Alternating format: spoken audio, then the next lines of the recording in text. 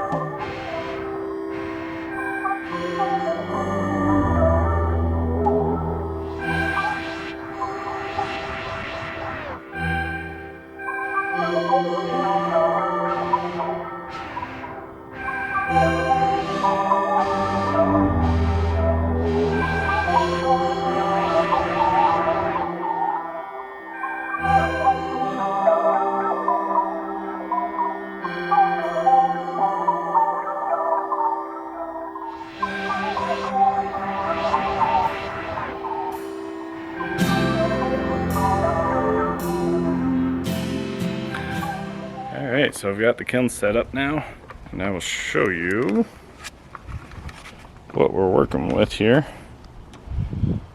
And yeah, so mostly happy. It's a bit of a interesting stack, mostly because I really wanted to get this big jug in there, and then I had to figure out a way to get this shelf in. But yeah, it should be good.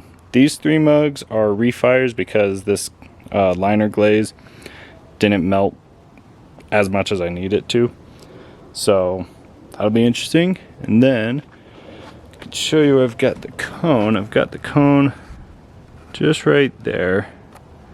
This little guy there. And here is my little peephole.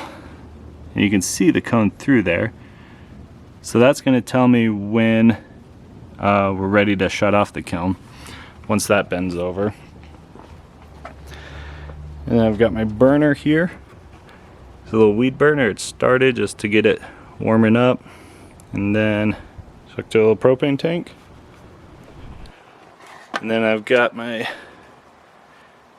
temperature here, and yeah. So now I'm gonna get the lid on and we'll fire this. Alright, so quick update with the kiln. We are, flip this around. We're not sure if you can see. So 1860 degrees. So what I'm going to do now is put it into reduction, start body reduction, and I'll show you how I do that. All I do is I'm just going to pinch these bricks a little together, and once we see a flame start coming out, that's how we know we're in body reduction. So I'll show you that now.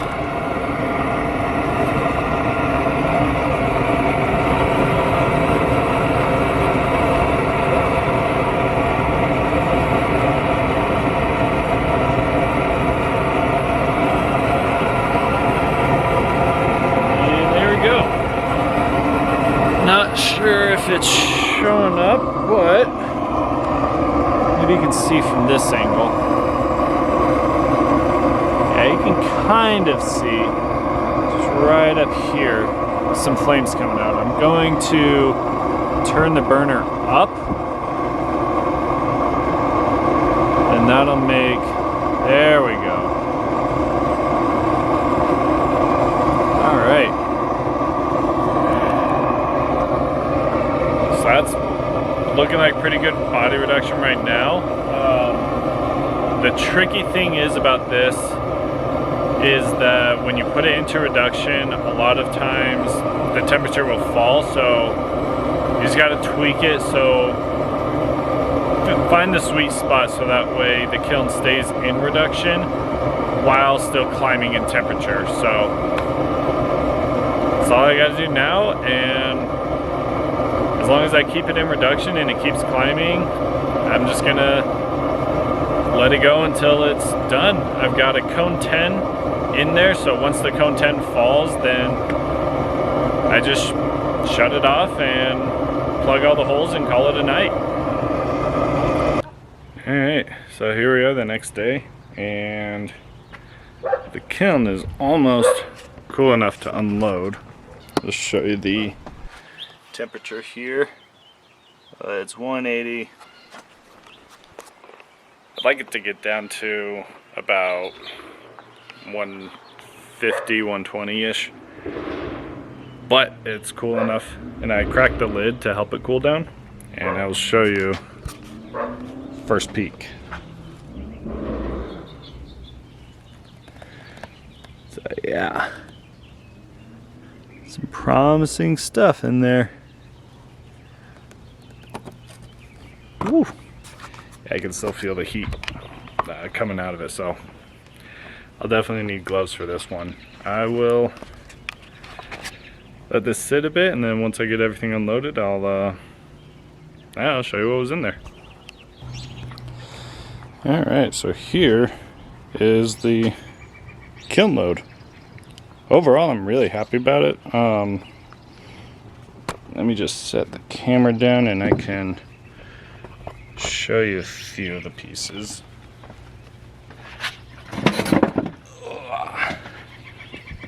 Alright, see me? Hello.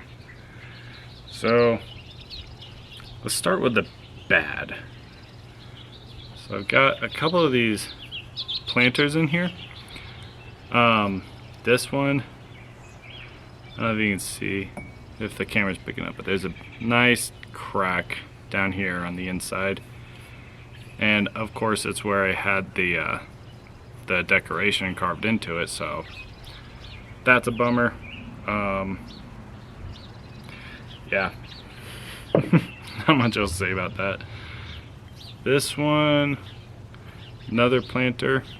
I don't know, this one's interesting because it's not as bad. Like, there's a few different bloats on it, but you know, like it had this weird crawling on the glaze here on the rim, so that was kind of weird. A squirrel somewhere. On to the winners. Oh, this guy. I think this is the star of the show for this firing.